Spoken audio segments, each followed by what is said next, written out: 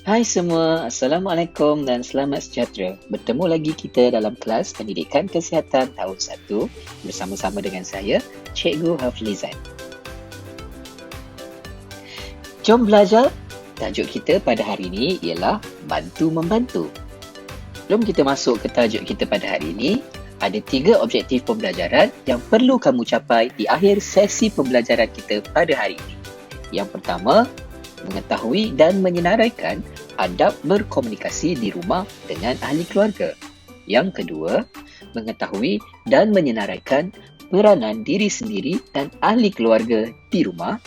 Dan yang terakhir, mengetahui dan menyenaraikan kepentingan menghormati ahli keluarga.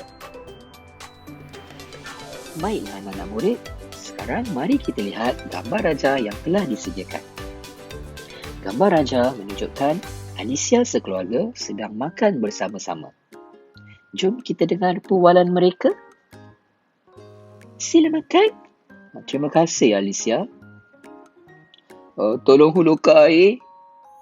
Ini airnya, Datuk. Alsen, jangan gunakan telefon bimbit semasa makan. Baik, Ibu. Kita dapat lihat Alicia sekeluarga sedang berkomunikasi antara satu sama lain ketika mereka makan.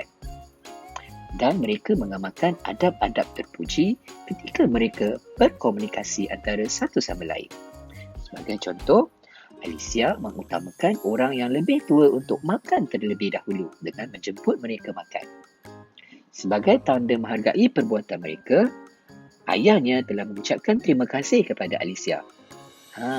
Sekiranya ada orang memberi bantuan kepada kita, kita perlulah mengucapkan terima kasih sebagai tanda menghargai perbuatan mereka. Kita juga dapat lihat Datuk Alicia meminta bantuan daripada adiknya untuk mendapatkan air dengan menyebut perkataan tolong. Perkataan tolong ni sangat bermakna. Sekiranya kita meminta bantuan daripada orang, kita perlulah sebut perkataan tolong. Barulah orang nak bantu kita. Bayangkan kalau kita hanya menyebut hulurkan air, orang akan berasa tidak senang untuk membantu kita. Selain daripada itu, kita juga dapat lihat Alsen sedang bermain telefon bimbit di meja makan dan ibunya telah menegur perbuatan tersebut. Sekarang kita boleh lihat ramai orang membuat perbuatan tersebut ketika mereka makan. Jadi, elakkan daripada bermain telefon bimbit ketika makan. Beri tumpuan kepada apa yang sedang dilakukan. Sekarang kita nak lihat adab-adab berkomunikasi bersama ahli keluarga kita.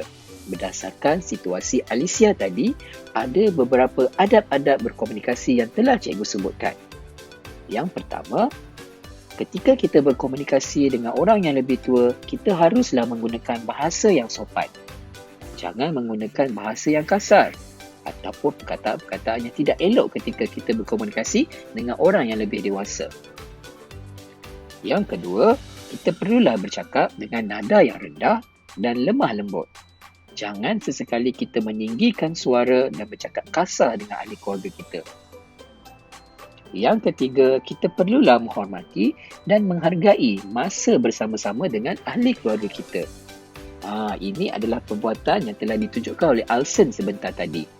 Elakkan daripada bermain telefon bimbit ataupun melakukan perkara-perkara lain selain daripada perkara yang dilakukan bersama-sama dengan ahli keluarga. Dan yang terakhir, kita perlulah menghormati orang yang lebih tua. Sekiranya kita sedang makan bersama-sama, dahulukan mereka untuk makan terlebih dahulu. Atau kita perlulah membantu ketika mereka sakit. Ini adalah cara-cara kita berkomunikasi dengan ahli keluarga kita di rumah. Adab-adab ini perlu kita amalkan supaya keluarga kita sentiasa bahagia. Seterusnya, lihat pula gambar raja ini. Selepas makan, Alicia sekeluarga membuat kerja rumah. Mari kita lihat apa yang ayah dan adiknya lakukan. Ya, betul. Ayah dan adiknya sedang mencuci pinggan. Mari kita lihat gambar yang kedua. Apa yang sedang dilakukan oleh perempuan itu? Ya, itu adalah pembantu rumah Alicia yang sedang menjemur baju. Mari kita lihat gambar yang ketiga pula. Kita dapat lihat Alicia sedang membantu ibunya mencuci pakaian. Sekarang cikgu nak tanya, apakah peranan kamu di rumah? Apa yang kamu buat di rumah? Boleh kamu beritahu cikgu? Di sini, cikgu ingin kongsikan beberapa peranan diri sendiri dan juga ahli keluarga ketika di rumah. Ada banyak lagi sebenarnya, tapi ini antara yang kamu boleh lakukan di rumah. Sebagai contoh, menjemur baju, membasuh pinggan, mengemas rumah, mencuci kereta, berkebun, kemas bilik dan alat permainan, memasak atau menjaga adik. Siapa lagi nak bantu ibu dan ayah kalau bukan kita? Di rumah, kita kenalah rajinkan diri untuk meringankan ibu dan ayah melakukan tugas-tugas harian di rumah. Lihat gambar raja yang telah cikgu sediakan. Seronoknya mereka membantu ibu dan ayah. Bantu ibu dan ayah menjaga adik, bantu ibu dan ayah mengangkat pakaian, membasuh pinggan dan juga mengemas permainan sendiri. Jangan kita harapkan orang lain untuk buat semua ni. Ingat, rajin itu adalah tangga kejayaan.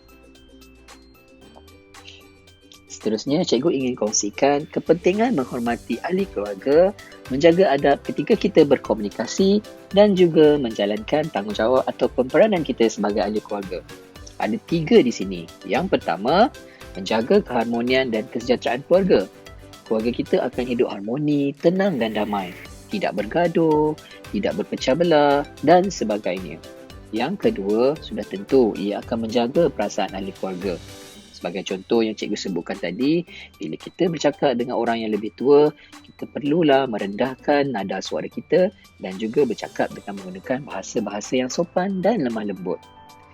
Yang terakhir, sudah tentu mewujudkan keluarga yang bahagia. Siapa yang nak keluarga sentiasa bergaduh dan berpecah belah? Kita sudah tentu nak keluarga yang bahagia, kan? Jadi, bila kita menghormati dan menjalankan tanggungjawab kita di rumah, sudah tentu keluarga kita akan hidup bahagia dan penuh kasih sayang. Sampai di sini sahaja kelas kita pada hari ini. Cikgu akan berikan latihan. Jadi, jangan lupa untuk siapkan latihan anda. Jumpa lagi kita di dalam kelas pendidikan kesihatan di masa akan datang. Bye-bye. Jaga diri, stay safe and stay at home. Bye-bye.